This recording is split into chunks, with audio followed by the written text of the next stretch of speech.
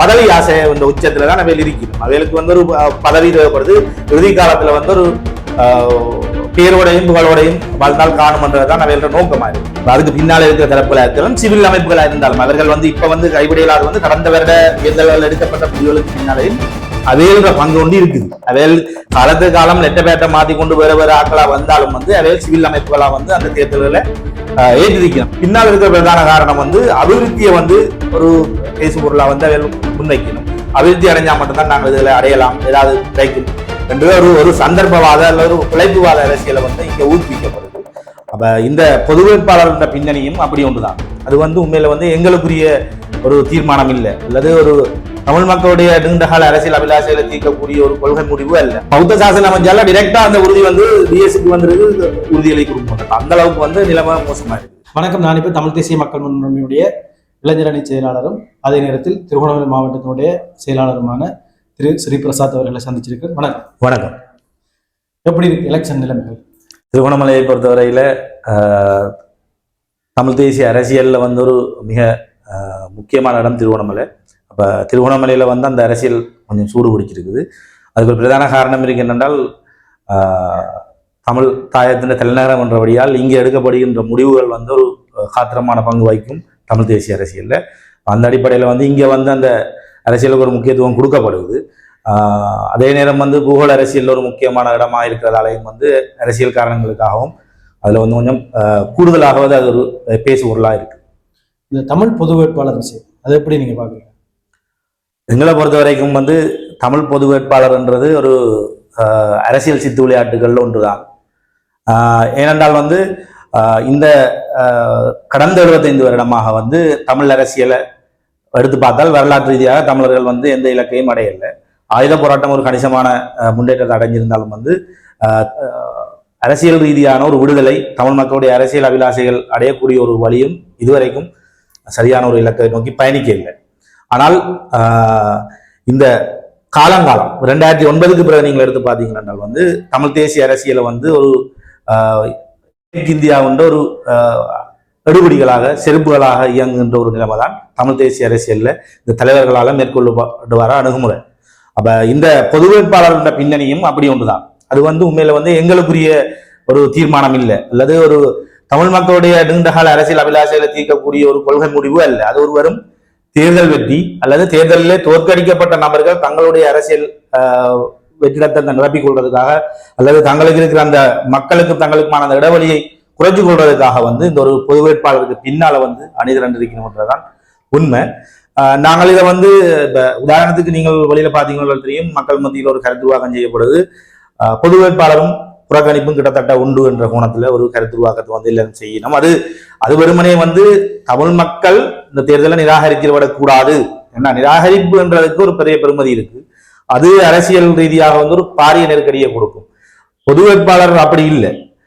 நிராகரிக்கிற இடத்துல வந்து சர்வதேசத்துக்கு ஒரு பாரிய நெருக்கடி இருக்கு. ஏனென்றால் தமிழர்கள் வந்து 2009 ஒரு இனப்படுகொலை செய்யப்பட்ட பிறகு சர்வதேசத்திட்ட தான் வந்து நாங்கள் கேட்கிறோம் வந்து தீர்வு தரையில சர்வதேசம் எங்களை ஏமாத்திட்ட கோணத்துல நாங்களும் வந்து பல இடங்கள்ல வந்து கருத்துக்களை முன்வைக்கிறோம்.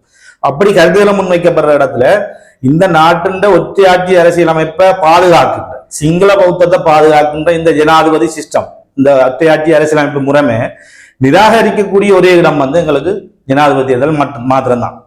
அப்ப பாராளுமன்ற தேர்தலோ மாகாண சபை தேர்தலையோ பிரதேச சபை தேர்தலையோ தமிழ் மக்கள் ஒரு புறக்கணிப்பை செய்ய இயலாது. ஏனென்றால் வந்து எங்களுக்கு ஒரு அரசியல் மீட வேணும் எங்களுடைய நிலைப்பாடுகளை கொண்டே தெரிவிக்கிறது. அப்ப பாராளுமன்ற தேர்தல், மாகாண சபை தேர்தல், பிரதேச சபை தேர்தல்கள்ல வந்து நாங்கள் எங்களுடைய அரசியல் அபிலாஷைகளை வெளிப்படுத்தலாம்.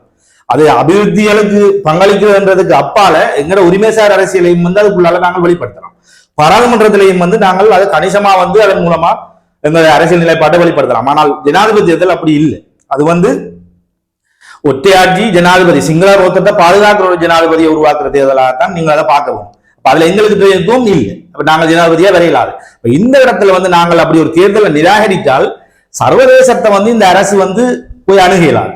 அணுக போனால் வந்து சர்வதேசம் நிச்சயமா ஒரு கேள்வியை கேட்கலாம், வந்து தமிழ் மக்களை நீங்கள் அரவணைக்காம வந்து நீங்கள் ஒரு சர்வதேசத்தை இப்படி கொடுக்குற ஒரு IMF இருந்தாலும் சரி, இல்ல வேறு UN நடக்கிற அந்த விசாரணைகளாக இருந்தாலும் சரி, தமிழ் மக்களை அணுகிறதா காட்டிக் கொண்டுதான் வந்து அரசு கையாளுது. இப்ப கோட்டாபய ராஜபக்ச எடுத்தீங்கன்னாலும் 2019 அவர் தனிச்சிங்கள வாக்களெல்லாம் வெல்லுவன் என்று சொல்லியிருந்தவர்.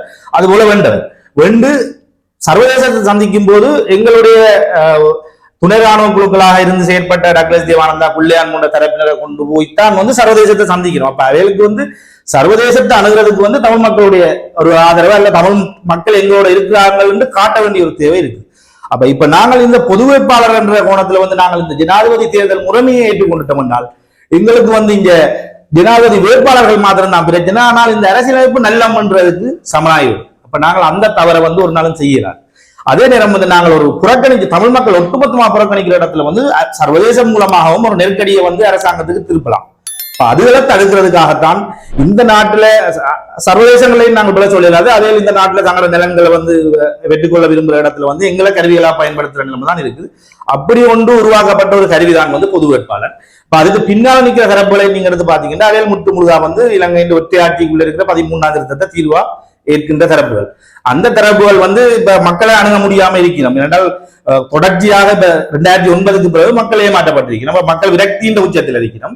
அதே நேரம் அவையில் செய்த அந்த தொடர்ச்சியான அந்த சித்து விளையாட்டு அரசியல்களால மக்களுக்கும் தமிழ் தேசிய அரசியலுக்கு இடையில ஒரு பாரிய இடைவெளி இருக்கு. அந்த இடைவெளியா மக்களை நெருங்கியல் அவையிலால அந்த கட்டத்துல சங்கு என்று சொல்லி ஒரு பொது வேட்பாளருக்கு பின்னால அவையில் எல்லாரும் ஒன்று திரண்டு வருகிறோம். இப்ப இந்த சிவில் அமைப்புகளை பொறுத்த வரைக்கும் அவையில் என்னவும் கதைக்கலாம். அவையில் சர்வஜன வாக்கெடுப்பை பற்றி கதைக்கலாம். 13ஆம் திருத்தங்களுக்கு போய் நாங்கள் அப்படி கதைக்க தேவையில்லைன்னு சொல்லலாம். அல்லாட்டி தமிழ்ல மட்டும் கதைக்கலாம்.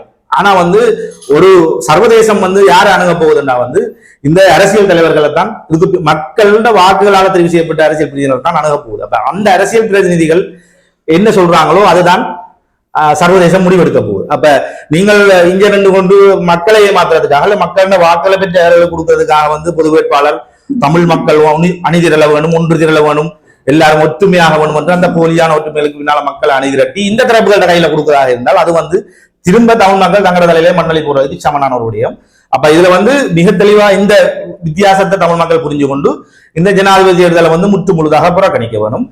பொது வேட்பாளர் என்றதையும் முற்று முழுதாக புறக்கணிக்கணும். அதே சம நேரத்துல தெற்குல இருக்கிற எந்த தலைவர்களும் எங்களுக்கு தீர்வு தரப்போவதில்லைன்றதை மக்கள் மிக தெளிவா எங்களை விட மக்கள் தெளிவாக விளங்கியிருக்காங்க. மக்கள் ஒரு சிங்கள தலைவர்கள் மீது உச்சகட்ட வெறுப்பில் இருக்கிறாங்க. அப்ப அவர்களுக்கும் அந்த வாக்குகளை கொடுக்காமல் புறக்கணித்தால் அந்த அரசும் சர்வதேசமும் ஒரு படி இறங்கி எங்களோட இந்த தமிழ் மக்களுடைய அரசியல் அபிலாசைகளை நிவர்த்தி செய்யாமல் நாங்கள் தமிழ் மக்களோட வாக்குகளை பெரியலான்ற ஒரு நிலைமையை உருவாக்கலாம். பொது வேட்பாளர் தரப்பு கூட தமிழர்களுடைய அரசியல் அபிலாசைகளை வெல்றதுக்காக அல்லது சர்வதேசத்துக்கு காட்டுறதுக்காகத்தான் தேர்தலில் நிற்கிறோம் என்று சொல்லி மக்கள் முன்னணியும் அதுதான் சொல்லுது. ரெண்டுக்கும் என்ன வித்தியாசம்? பொது வேட்பாளர் தரப்பு கடந்த 2009க்கு பிறகு அதுக்கு பின்னால இருக்கிற தரப்புகளா இருந்தாலும் சிவில் அமைப்புகளா இருந்தாலும் அவர்கள் இப்ப கைவிடையிலாத கடந்த வருட தேர்தல்கள் எடுக்கப்பட்ட முடிவுகளுக்கு பின்னாலேயும் அவையல்ற பங்கு ஒன்று இருக்குது. அவையல் காலத்துக்கு காலம் நெட்டப்பேட்டை மாத்தி கொண்டு வேற ஆக்களா வந்தாலும் அவையல் சிவில் அமைப்புகளா அந்த தேர்தல்களை ஏற்றிருக்கிறோம். அந்த முடிவுகளை சஜித் பிரேமதாசாவுக்கு வாக்களிச்சதாக இருக்கலாம், அதே போல சரத் பொன்சாவுக்கு வாக்களிச்சா இருக்கலாம். இந்த முடிவுகள்ல பின்னணியில் இருக்கிறோம். இப்ப அதுலயும் இன்னொரு விஷயம் எப்படி என்றால் இப்ப ஒரு தேர்தலில் எடுக்கப்படுற முடிவை எதிர்க்க இல்லை என்றால் ஒத்துழைக்கிறோம்ன்றதுக்கு தான் அர்த்தம். உதாரணத்துக்கு 13ஆம் திருத்தத்தை தமிழ் தேசிய மக்கள் முன்னணி நிராகரிச்சு ஒரு தேர்தலுக்கு சமனா போராட்டங்களை செய்யற காலத்துல இந்த சிவில் அமைப்புகள் அமைதியாக தான் இருந்தது. சிவில் அமைப்புகள் கேட்டா இப்ப சொல்லுகிறார்கள் தாங்கள் அதுல நாங்கள் ஒத்து போக இல்லை என்று. ஆனால் ஒத்து போக இல்லை என்றது எதிர்க்க வேண்டும். எதிர்க்காம இருக்கிறது ஒத்து போவதற்கு சமனான ஒரு விடயம் தான். அப்ப அப்படி அவர்கள் தொடர்ச்சியாக அந்த செய்து அந்த வரலாற்று துரோகம் வாக்களிக்க சொல்லி காட்டின ஆக்கள் அவ்வளவு பேரும் தொடர்ச்சியாகவே மாற்றி வைக்கணும். அப்ப அந்த ஏமாற்றத்துக்கு பிறகும் பொது வேட்பாளரை கொண்டு வரது என்றது அவர்களுக்கு நிறைய சந்தர்ப்பங்கள் இருந்தது. சர்வதேசத்தை அணுகிறதுக்கு தமிழ் மக்கள் 2002 சமாதானத்துக்கு பிற்பாடு தமிழ் தேசிய கூட்டமைப்பு உருவாக்கப்பட்டு விடுதலை புலிகள் முழுமையான அந்த மக்கள் இயக்கத்தின் ஆதரவுல உச்சகட்ட பாராளுமன்ற உறுப்பினரை கொடுத்த பிறகும் அதை வைத்து தமிழர்களுக்கு ஒரு தீர்வையும் பெற்றுக் கொடுக்க முடியல. அது வெறுமனே கடைசியா தமிழர்களுடைய மிகப்பெரிய பலமாக இருந்த தமிழக விடுதலை புலிகளையும் அழிச்சு 1,70,000 மக்களையும் கொள்வதற்கு தான் அந்த ஒத்துமை துணை போயிருந்தது. அப்ப அப்படியான ஒரு தரப்பிட்ட மீண்டும் ஒரு தரம் அந்த ஒத்துமையை கொடுக்கறதுன்றது மிக மிக ஆபத்தான ஒரு விடயமாக தான் பார்க்கணும். திருவண்ணாமலை மாவட்டம் பொறுத்த வரைக்கும் அதிக அளவில் சிங்களமயப்பட்டு கொண்டிருக்கு. அதே நேரத்தில் அதிக அளவில் பௌத்தமயப்பட்டு கொண்டிருக்கு. திருக்குவனேஸ்வரம் கோயிலை சுற்றி பௌத்தமய மக்கள் நடந்து முடிச்சு. இந்நிலையில் திருவண்ணாமலை மாவட்டத்தை அரசியலை தீர்மானிக்கிற அல்ல அரசியலை தலைமை தாங்கிறாக்கள் சம்பந்தரையா, அதுக்கு பிறகு கோதாசன் ஐயான்னு சொல்லி கொஞ்சம் வயசானாக்களே இந்த பிரச்சனைகளை மென்மையான போக்கில் கடைபிடிக்கிறாங்களே வருகிறது. ஒரு மின்வலுவோட சம்பந்தப்பட்டாங்க. இது எப்படி இந்த சூழல் தொடர்ந்தா என்ன நடக்கும், எப்படி பார்க்குறீங்க? திருகோணமலையை பொறுத்த வரைக்கும் வந்து திருகோணமலையில இன்றைக்கு வந்து தமிழ் மக்களுடைய மெஜாரிட்டி என்றது சரியான ஒரு குறைஞ்ச நிலையில இருக்குது. அது ஆரம்ப காலத்தை எடுத்து பார்த்தீங்கன்னா வந்து அது மிக தெளிவாக தெரியும் வந்து தமிழாக்கள்லாம் இங்கே பெரும்பாலான ஒரு சக்தியாக இருந்திருக்கிறாங்க. அப்ப திருகோணமலை என்றாலே வந்து அதுக்கு அது தமிழர்களுடைய ஒரு பூர்வீக நிலம், அது தமிழகத்தின் தலைநகராகவும் அந்த நிலம் கருதப்பட்டது. ஆனால் இன்றைக்கு வந்து அந்த தொடர்ச்சியாக நடைபெற்ற இந்த ஆக்கிரமிப்புகள் விசேடமாக 2009க்கு பிறகு வந்து பௌத்தமயமாக்கல் என்றது ஒரு உச்ச நிலையை அடைஞ்சிருக்குது இங்க. அப்ப அந்த உச்சநிலைன்ற விளைவா வந்து இங்க இருக்கிற மக்கள் மனதில் ஒரு கருத்தொண்டு விதைக்கப்படுது. எப்படி என்றால் வந்து இது எதுவும் சாத்தியம் இல்லை, இது நாங்கள் வந்து போராடி பிரயோசனம் இல்லை என்ற கோணத்தில் ஒரு கருத்தியலை விதைக்கிறதால வந்து தமிழ் மக்களும் வந்து இப்ப வார இளைஞர் ஜோதிகளும் வந்து அரசியல் தொடர்புலையும் அல்லது உரிமை தொடர்புலையும் வந்து ஒரு பெரிய எதிர்பார்ப்பு எதுவும் இல்லை. அவர்கள் ஒரு சிங்கள மக்களோட சேர்ந்து வாழ்றாமா என்ற ஒரு மனோநிலைக்கு தள்ளுகினம் எங்கட தலைவர்களை வந்து ஒரு தள்ளுகிற நிலைமைக்கு அதுக்கு பின்னால் இருக்கிற பிரதான காரணம் வந்து அபிவிருத்தியை வந்து ஒரு பேசு பொருளா வந்து முன்வைக்கணும். அபிவிருத்தி அடைஞ்சா மட்டும்தான் நாங்கள் இதுல அடையலாம், ஏதாவது கிடைக்கும் என்று ஒரு சந்தர்ப்பவாத அல்ல ஒரு பிழைப்புவாத அரசியலை வந்து இங்க ஊக்குவிக்கப்படுது. அது வந்து உண்மையிலே என்னை பொறுத்த வரைக்கும் நிறுத்தப்பட வேண்டும். எங்களுடைய தமிழ் தலைவர்கள் அதை நிறுத்த வேண்டும். அதை விட வந்து இங்க ஒரு மென்போக்கு அரசியல்லாம் இருக்குது. ஏனென்றால் இங்க சம்பந்தன் வந்து சிங்கள மக்களை பகிர்ந்து கொள்ள விரும்ப இல்லை. அது நீங்கள் கடந்த தேர்தல் எடுத்து பார்த்தீங்கன்னா திருவண்ணாமலையில சம்பந்தன் அவருக்கு சமனாக போட்டியிட்ட புஞ்சி நிலைமை என்று சொல்றவரும் இன்னொரு சிங்கள வேட்பாளரும் இறுதி நேர தேர்தல் காலங்களில் வந்து தங்களுக்கு கூடாட்டி சம்பந்தனுக்கு வாக்களிங்கன்னு சொல்லி பகிரங்கமாக வந்து அறிவிச்சிருந்தது. அதுல நிலைப்பாடு என்னன்னா வந்து சம்பந்தன் ஐயா வந்து அரசுக்கு வந்து எந்த விதமான ஒரு நெருக்கடியையும் திருவண்ணாமலை சார்பில் கொடுக்கல. அவைகளுக்கு வந்து இப்படி ஒரு தலைவர் வந்து இங்க தேவைப்பட்டார். அதை வந்து பல இடங்களையும் வந்து முன்மொழியப்பட்டிருக்கு. சம்பந்தன் அவருடைய காலத்துலதான் வந்து அரசுக்கு நல்ல ஒரு வாய்ப்பா இருந்தது என்றும் பல அமைச்சர்களாலேயே சொல்லப்பட்டிருக்கு. அப்ப அது போல இங்க இப்ப அடுத்ததாக வந்திருக்கிற சம்பந்தனுக்கு பிறகு வந்திருக்கிற பாராளுமன்ற உறுப்பினர் திரு குவலாசன் அவர்களும் வந்து கிட்டத்தட்ட அப்படி ஒரு மென்போக்கு நிலைதான் இருக்குது. அவர் வந்து பதவி ஆசை என்ற உச்சத்துலதான் அவையில் இருக்கணும். அவைகளுக்கு வந்து ஒரு பதவி தேவைப்படுது. இறுதி காலத்துல வந்து ஒரு பேரோடையும் புகழோடையும் வாழ்நாள் காணும் என்றதான் அவையோட நோக்கமா இருக்குது. அப்படி இருக்கிற இடத்துல வந்து இங்க இருக்கிற எதிர்ப்புகள், இங்க வர ஆக்கிரமிப்புகள், இங்க வர தமிழர் தொடர்பான பிரச்சனைகள், இதுல வந்து அவைகளுக்கு வந்து ஒரு இறுக்கமான நிலைப்பாடு இல்லை, ஒரு இணக்க அரசியல் தான். இங்க உங்களுக்கு தெரியும் வந்து கிழக்கு மாகாண ஆளுநர் தான் வந்து எங்களுக்கு ஒரு மிக பிரதானமான பிரச்சனை. அது எப்படி என்றால் வந்து ஆளுநர் அதிகாரமே எங்களுக்கு பிரச்சனையானது. அதே நேரம் வந்திருக்கிற ஆளுநரும் வந்து கிட்டத்தட்ட தமிழ் மக்களுக்கு விரோதமான செயற்பாடுகளை வந்து ஏதோ ஒரு வகையில செய்ய முயற்சிக்கணும். என்ன காரணம் என்றால் அவரது ஜனாதிபதியோட நேரடி பிரதிநிதி. அவர்கள் இந்த கிழக்கு மாகாணத்துக்கு ஒரு ஆளுநரை போட்டிருக்கணும் தங்களுடைய வேலை திட்டங்களை நிறைவேற்றிக் கொள்வதற்கு. அதே நேரம் வந்து இந்த திருவண்ணாமலையை சர்வதேசம் சார்பாக இந்தியா வந்து இதுல தான் கால் பதிக்க விரும்புது. அந்த இடத்துல இங்க அவர்களுக்கு என்ன வசதி வாய்ப்புகள் தேவையோ அதுல செய்து கொடுக்கறதுக்கு தான் இந்த ஆளுநர் இங்க இருக்கு. அப்ப இங்க இருக்கிற பாராளுமன்ற உறுப்பினரும் வந்து ஆளுநரோட வந்து ஒரு நெருக்கமான உறவை வச்சுக்கொண்டு அதுக்குள்ளால வர அரசு உதவிகள் மூலமா தனக்கு ஒரு பேர மக்கள் மத்தியில தேடினால் வருகின்ற பாராளுமன்ற தேர்தலையும் தான் வெற்றி அடையலாம் என்று கருதுகிற ஒரு நிலைமை தான் இங்க இருக்கு. இந்த மக்களை வந்து விழிப்புணர்வை ஏற்படுத்தி எங்கட இருப்பை உறுதிப்படுத்தி அதுக்குரிய போராட்டங்களை செஞ்சு போராட்ட களங்களுக்கு வாரதோ அதுகள் எல்லாம் இல்லை. இப்ப அப்படி இருக்கிற இடத்துல வந்து இந்த திருவண்ணாமலை மக்கள் வந்து கொஞ்சம் ஒரு விழிப்புணர்வு அடைய வேணும். எரிகிற வீட்டுல பிடிங்கிற லாபம் என்று சொல்லி நாங்கள் ஒரு அரசியலை செய்யலாம். எங்களுக்கு நாங்கள் இன்றைக்கு எடுக்கிற முடிவுகள் வந்து எங்களுக்கு எடுக்கிற முடிவு இல்லை. எங்களுக்கு பின்னால வரப்போற 2-3 தலைமுறைக்கு பிறகு இந்த இடத்துல வந்து நாங்கள் பொருளாதார ரீதியாக வளர்ந்த பிறகு வந்து நாங்கள் அரசியல் செய்வோம். எங்களுக்கு அரசியல் உரிமைகள் எங்கட உரிமைகள் தேவைப்படும்.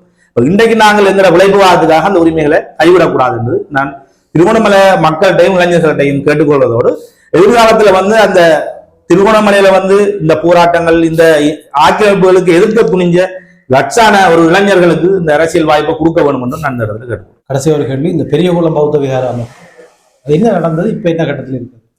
பெரியகுளம் பௌத்த விகாரம் என்றது வந்து ஒரு அரசுக்கு சொந்தமான ஒரு காணி ஒன்று இருந்து அந்த காணியில வந்து ஒரு பௌத்த பிக்குட பேர்ல வந்து அந்த காணி எழுதி கொடுக்கப்பட்டிருக்கு. அது எங்களுடைய 2019ஆம் ஆண்டு மைத்ரிபால சிறிசேனா காலத்துல அந்த ஃபொமிட் வந்து வழங்கப்பட்டிருக்குது.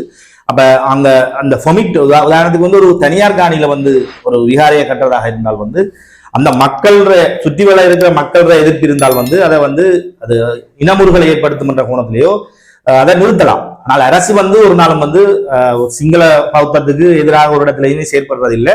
அதுக்கு எதிரான போராட்டங்களின் போது இங்க பிக்குகள் நடந்து கொண்ட விதங்கள்ல வந்து உங்களுக்கு நன்றாக தெரிஞ்சிருக்கும் நினைக்கிறேன். அந்த விகாரை வந்து ஒரு சின்ன ஒரு மடம் மாதிரி தான் அவைகள் கட்டியிருக்கிறதாக சொல்லுகிறார்கள். இப்போ சின்ன சிலையாக இருந்தது, இப்போ கொஞ்சம் பெரிய சிலையாக இருக்குது. நான் நினைக்கிறேன் இப்ப அங்க இந்த கொடிகள் கட்டப்பட்டு வந்து இப்போ ஒரு ஒவ்வொரு வெசாக் காலங்களையும் வந்து பிரித்து உதவப்படுகிறது. அது ஒரு நிரந்தரமாக ஒரு பௌத்த விகாரையா மாறப்போகுதுன்றதுதான் உண்மை. அதை வந்து தமிழ் மக்கள் உச்சகட்ட எதிர்ப்பை தெரிவிக்கும். அதை சுற்றி வந்து சைவ கோயில்கள் இருக்குது, 3-4 சைவ கோயில்கள் இருக்கு, ஒரு கிறிஸ்தவ தேவாலயம் இருக்குது. அவர்கள் அந்த அரசு மக்களுடைய கருத்துக்களை இந்த இடத்துலையுமே கருத்தில் எடுக்க இல்லை. அது ஒரு மக்களோட விருப்பத்தை மீறி இனமுறுகளை ஏற்படுத்துகின்ற வகையில அரசால கட்டப்பட்டிருக்கின்றதான் நாங்க சொல்ல வேண்டும். அதுக்கு ஒரு உறுதியை வந்து ஒரு காணியின் உறுதி வந்து கிராம சேவையாளர் கூட பிரதேச செயலாளருக்கு போய், பிரதேச செயலாளர் கூட கவர்னருக்கு போய், கவர்னர் கூட தான் ஜனாதிபதி மாளிகையில போய் ஒரு உறுதி தயாரிக்கப்படும். ஆனா இங்க வந்து எப்படி என்ன அந்த பௌத்த சாசன அமைச்சால டிரெக்டா அந்த உறுதி வந்து டிஎஸ்க்கு வந்திருக்கு, உறுதிகளை கொடுக்க அந்த அளவுக்கு வந்து நிலைமை மோசமா இருக்கு. இப்ப இதை வந்து ஒரு இந்த கதை அந்த இடத்த தமிழர்கள கைவிட்டு போற ஒரு நிலைமையில தான் இருக்கு.